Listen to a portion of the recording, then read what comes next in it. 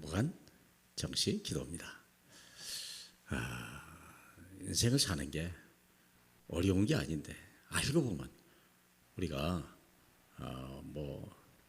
퀴즈 낼 때 답을 알면 너무 쉽죠.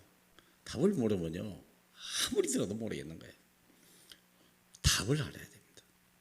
성경은 답을 가르쳐주는 거지 문제를 가르쳐주는 책이 아니에요. 문제가 얼마나 크냐 그건 성경 아니라 세상이 다 얘기하고 있어요. 성경에서도 교회 안에서도 자꾸 문제만 얘기하면요 문제가 심각해지는 거예요. 교회는 답을 주는 것이고 그래서 단순한 사람으로 만들어가고 참 평안을 누리는 사람으로 만들어가며 그리고 많은 사람에게 생명을 주는 하나님의 사람들이 사는 것이 교회입니다. 하늘에서 오는 지혜 오늘도 계속 얻어야 돼요. 죽을 때까지 늘 우리의 모든 것은 하늘에 감춰져 있거든요. 그래서 오늘의 제목은 재창조의 캠프 도전. 그래서 개인 캠프는 들으면 되는 거예요. 그냥 들으면 돼요. 그리고 오직 캠프는요 집중하면 돼요. 그리고 유일성의 캠프는요 기다리면 돼요. 쉬워요. 그러면 재창조의 오늘 캠프는요 그냥 문이 열리면 가면 돼요. 문이 열리면 도전이야 도전. 예수 믿는 건 어려움이 아닙니다. 공갈 위협 그것도 아닙니다. 그건 복음 모르니까 그래요. 사도행전 11장 19절 봅시다. 그때 스데반의 일로 일어난 환난으로 말미암아 흩어진 자들이 베니게와 고브로와 안디옥까지 이르러 유대인에게만 말씀을 전하는데 그중에 고브로와 고레네 몇 사람이 안디옥에 이르러 헬라인에게도 말하여 주 예수를 전파하니 주 예수님이 그들과 함께 하시며 수많은 사람들이 믿고 주께 돌아오더라. 그래서 일부러 전도 간 게 아니에요. 그죠? 환난이 일어났는데 도망가야 될 거 아니에요. 당연한 얘기죠. 도망가는데 어디로 가느냐? 안디옥으로 간 거예요. 안디옥에 가서 보니까 자기는 도망 나왔는데 거기 있는 사람이 더 불쌍한 거예요. 복음 모르고 사니까. 아니 복음 모르고 미국 살면 좋습니까? 총기 사고 날마다 일어난대. 벌써 금년에 6개월도 안 됐는데 223번이나 총기 사고 나가지고 사람이 얼마나 죽었는데 그것도 어린아이들이 죽었다는데 거기 얼마나 위험해요. 생각해 보세요. 미국 가면 위험합니다. 그럼 미국 안 가면 안 위험합니까? 아니에요. 복음 안에 있으면 괜찮아요. 복음 안에 있으면 예수 안에 있으면 괜찮죠. 도전입니다. 그래서 우리가 어디서부터 역사했냐? 내가 살고 있는 땅에서부터 예루살렘 캠프. 보니까 어느 날 보니까 안진뱅이가 있는데 전에는 그냥 저 사람은 어쩔 수 없어 불가능해 그렇게 봤는데 어느 날 보니까 저 사람 예수 믿으면 되는데 가능한 게 하나님의 계획이 보이는 거예요. 그러니까 예수 이름을 가지고 안진뱅이 얘기했는데요. 한 번도 걸은 적이 없는데 날 때까지 40년 동안. 근데 예수 이름으로 일어나니까 걸어놔 버린 거예요.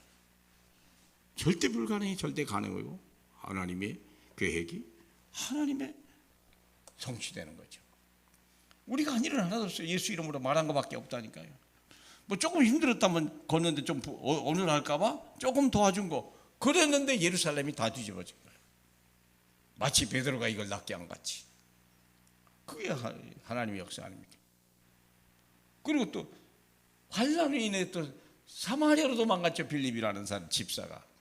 빌립이 사마리아에 갔는데 거기서 뭐 했냐? 예루살렘에 예수 이름을 말했는데 여기는 그리스도 이름을 전파했다고 그랬어요.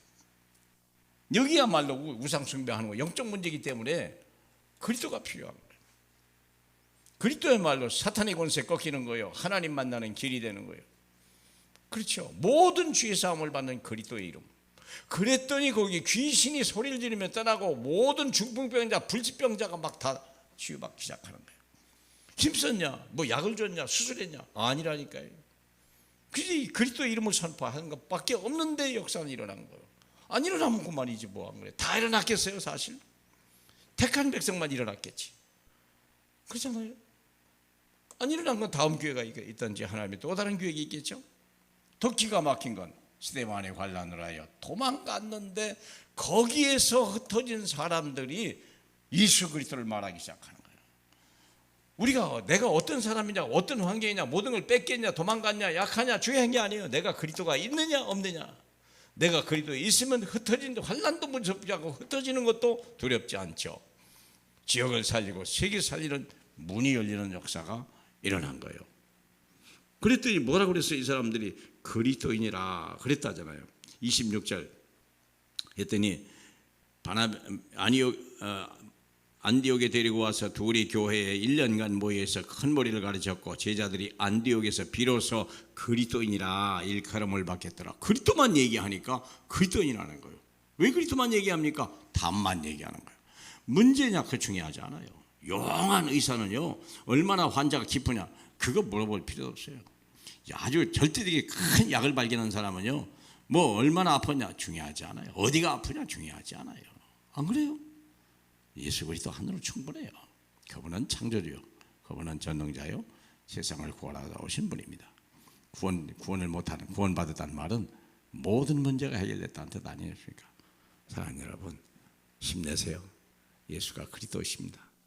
그분은 성경의 주인일 뿐만 아니라 지금 세상의 주인이시고 역사의 주인이시고 내 인생의 주인이십니다.